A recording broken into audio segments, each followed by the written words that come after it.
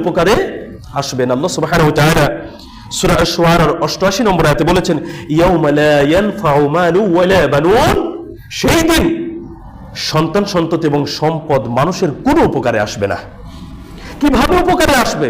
সন্তান সম্পদ দুনিয়ার জিন্দেগিতেই তো আমাদের জন্য বিপজ্জনক।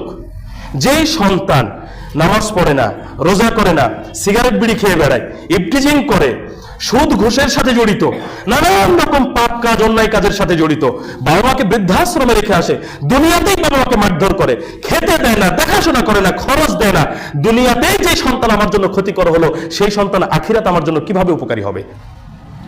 সম্পদের কথা যদি বলি, চুরি করা সম্পদ, ঘুষ খাওয়া সম্পদ, সুদ খাওয়া সম্পদ, বোনের সম্পদ ভাগাভাগি করে না দিয়ে আত্মসাৎ করা সম্পদ, যাকাত না দেওয়া সম্পদ, কোনোদিন দান সাদাকা না করা সম্পদ, এই সম্পদ কিভাবে আমার আখিরাতে কল্যাণে আসতে পারে, আমার উপকারে আসতে পারে?